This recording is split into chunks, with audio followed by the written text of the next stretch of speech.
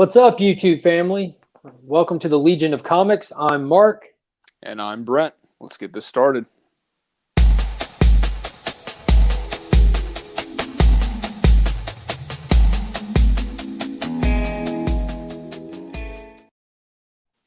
All right, everybody. Thank you for tuning into the show. This is the new comic book day for 10/14/20.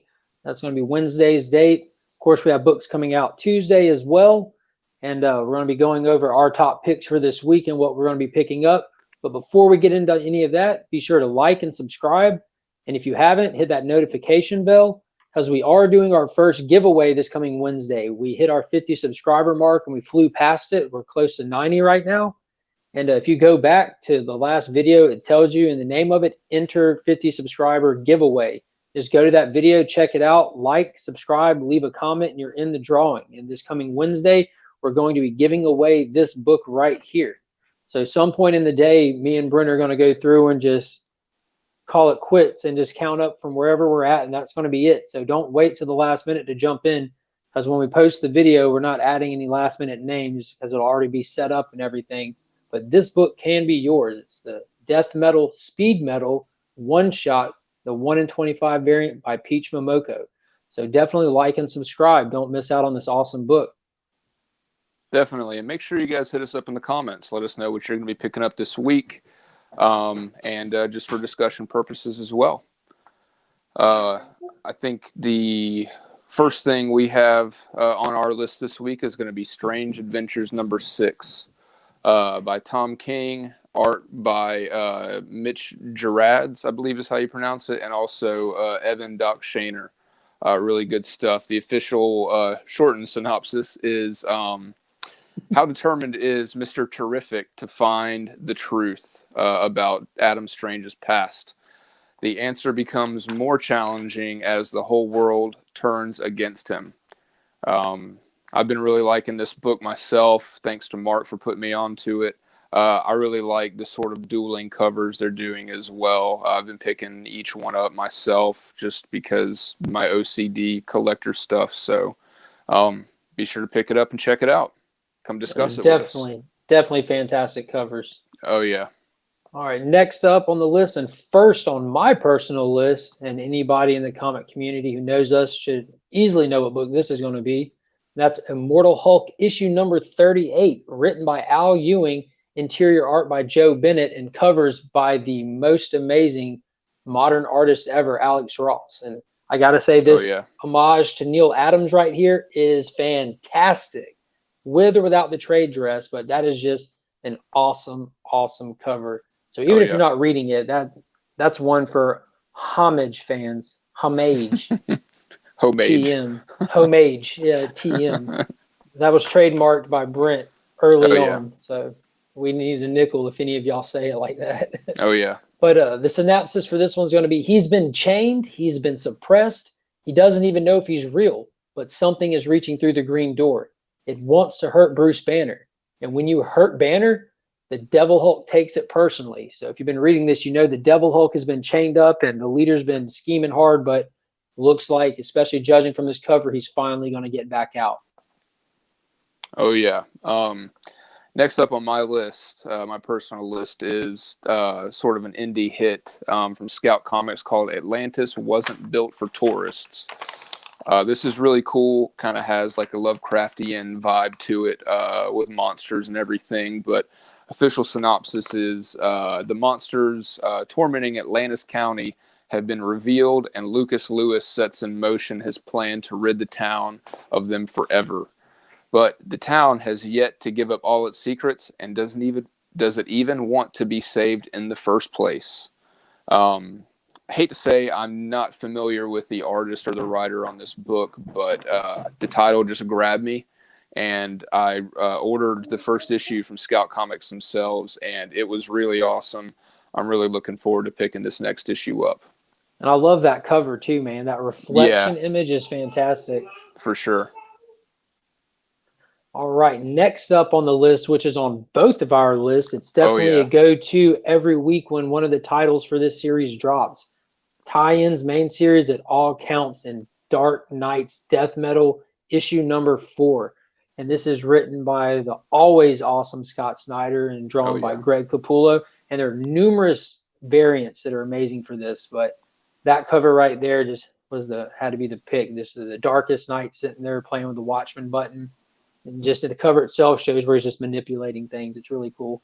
But Oh, for again, the sure. official synopsis is Wonder Woman, Batman, Superman are trapped in nightmare worlds within the dark multiverse. They'll need to face down the fiercest foes once again if they hope to accomplish their mission and bring back a power capable of stopping the darkest night. But what horrors has he unleashed on Earth while they've been locked away? So if you haven't been reading the tie-in issues, you're going to want to do that because they do count in this. Yeah, I was speaking to somebody at the local shop down here today, and they were like, if you haven't read the last 3 death metal like chapters or tie-ins, it's going to be a little confusing for this. So make sure you go back and check it up. And I'm pretty sure Mark and I are going to be doing a discussion/review video on this entire series once it's over. I know we've had at length discussions about a lot of stuff, even as early or as late as last night, we were talking about it as well. So yeah, I was about to say a couple hours ago. Yeah.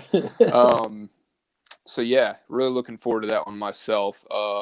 The last one and number one pick for me on this list is something I've been waiting for the last few months to come out because of the whole COVID thing. Is Redneck Number 28. This is written by Donny Cates, art by Alessandro Esterin. I think that's how you pronounce his name. But this has been a phenomenal story from issue 1. I don't think there's been a bad issue. There wasn't a really big synopsis for this one. I think it's because it might be the last part of the Tall Tales arc that they're doing. So they may have something big in store, but it's basically just says it's the last stand of J.V. Bowman. The really interesting thing about this series is that it's sort of based off of the life and family of Donny Cates. It deals with the family feud and a bunch of other different things like that, but set in a family of vampires. But the cool thing about that is it's not really about them being vampires. It's more of like a blood feud between them and another family. But it's definitely been really, really awesome. I've been waiting for this chapter to come out again for the last few months. So that is high on my anticipation list for sure. Awesome. Yeah. And last on our top picks for the week, and my number one pick of the week, which I'm super excited about, is going to be from DC Comics Black Label line, Rorschach issue number 1 from Tom King and Jorge Fornes. And they've joined forces for a new miniseries that explores the mythic qualities of one of the most compelling characters from the best-selling graphic novel of all time, Watchmen. And the synopsis was a mile long, but in the gist, it's 35 years after the original story, and Rorschach is a divisive cultural icon, and Rorschach resurfaces as an assassin that takes an attempt on a presidential candidate's life. And you follow a detective trying to get to the bottom of who this person is, and it just spirals down just a crazy chain of conspiracies. And I'm sure with Tom King helming it, it's going to be fantastic because his Mr. Miracle is fantastic. Strange Adventures is fantastic. And when he just tackles a specific character like that, it's normally really good. And there's very few characters that are more interesting than Rorschach. Oh, yeah. I think he does really well with the 12-issue format myself. Absolutely. He takes his time and lays his story out proper. And with this issue, the most exciting part for me, and I know for Brent as well, we were stoked about this. We jumped on this on the moment it released. I set my timer, and I think Brent had worked the night before and had to work the next night, so we planned it in advance. And I was at work, but I set a timer and we made sure it happened just in case they would sell out. But we snagged those John Jiang exclusive variants because it's John Jiang doing what John Jiang does. Look at that. Yeah, it's amazing. You can really see the texture in his mask and the way his hands are pulling it down, and you can see the waves in it and everything like that. It's phenomenal, man. And it's this guy needs to be at the forefront of top artists these days, you know, up there with Clayton Crane and people like that. And for Super people awesome watching guy this, as if you well. don't know, he's got a resume a mile long in the Oh, movie yeah. industry. He's worked on movies as far back as Secondhand Lions and all the big name movies that you've spent your hard-earned dollars on to go see on the big screen. His name is in the credits on those for concept design, Yeah. all the way back to Iron Man 2, current Avengers stuff, Winter Soldier, all kinds of stuff. The dude is fantastic. And some of his newer other art that he's done for like Transformers and G.I. Joe, it's nuts, dude. That He's last just running awesome. variant he did was amazing as well. It was. Yeah. Yeah, you can't find that one anywhere online right now, not even on the secondary No. market.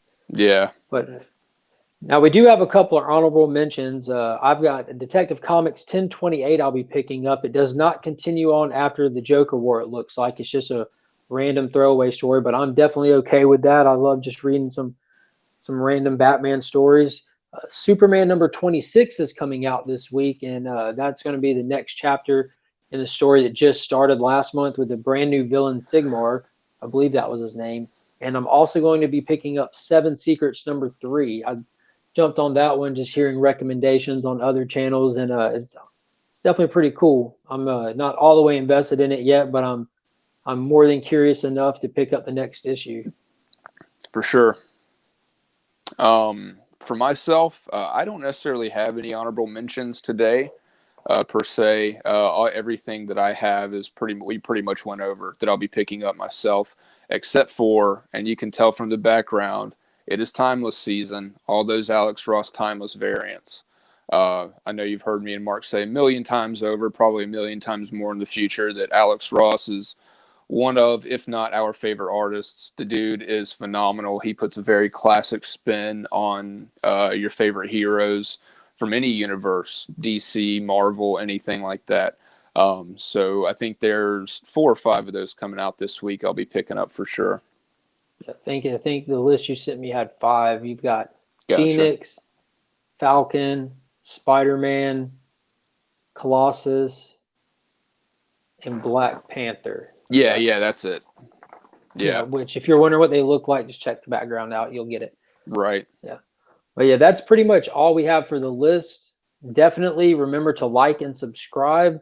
Go back, check out our giveaway video, like and subscribe, and hit the comment in that video, and it automatically enters you to win this Peach Momoko 1 in 25 variant for Speed Metal. Oh yeah, very excited to give that away. All right, guys. Well, that's pretty much it for our top picks video. Remember to hit that like button, drop a comment, let us know what you're reading. If there's anything on the list that you did not see that you think should be on there, let us know. We don't mind picking it up and trying it out. Give us something to talk about. For sure. But until later this week, guys, we'll see y'all Wednesday for that giveaway. Take it easy.